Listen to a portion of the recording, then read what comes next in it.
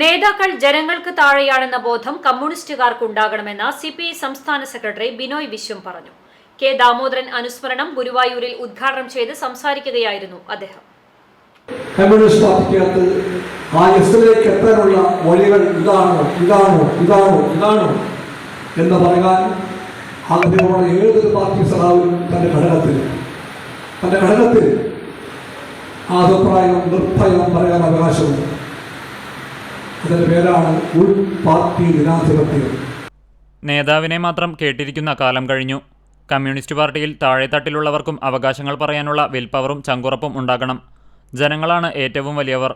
നേതാക്കൾക്കു താഴെയാണ് ജനങ്ങളെന്ന് കരുതേണ്ട. അവർ എല്ലാം തിരിച്ചറിയുന്നുണ്ട്. അതിൻ്റെ ഫലം ജനവിധിയിലൂടെ നമ്മൾ കണ്ടതാണ്. നമ്മുടെ ശൈലികൾ അവർ നോക്കിക്കാണുന്നുണ്ട്.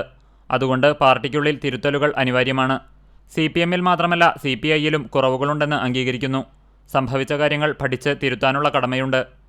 ചിന്തയിൽ മാറ്റമുണ്ടായില്ലെങ്കിൽ ഇടതുപക്ഷം അധപതിക്കും. മറ്റു പാർട്ടികൾ ദുർബലമായപ്പോൾ BJP ശക്തിപ്പെട്ടു. ഇടതുപക്ഷവും വലതുപക്ഷവും തമ്മിൽ അക്ഷരങ്ങളിലുള്ള വ്യത്യാസം മാത്രമല്ല, ആശയത്തിലും വിശ്വാസത്തിലും ചിന്തയിലും പ്രവൃത്തിയിലും അന്തരമുണ്ട്. അതുകൊണ്ട് ഇടതുപക്ഷം ശക്തിപ്പെട്ടേ മതിയാവൂ.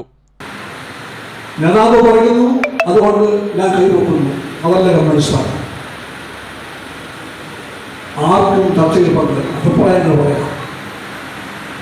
അതിനുവേണ്ടിയാണ് പാർട്ടി അതിൻ്റെ സംഘടനാ ചട്ടക്കൂട് ഉണ്ടാക്കുന്നത്. അത് തെറ്റ് ശരിയെന്നൊക്കെ വേറെ പറയാം. ആ ചട്ടക്കൂട് ശരിയാകും. പക്ഷെ കമ്മ്യൂണിസ്റ്റ് പാർട്ടിക്ക് ഒരു ചട്ടക്കൂട് വേണം. കാരണം ഈ പാർട്ടി നിലവിലുള്ളതിനെ മാറ്റം തിരിച്ച പാർട്ടിയാണ്.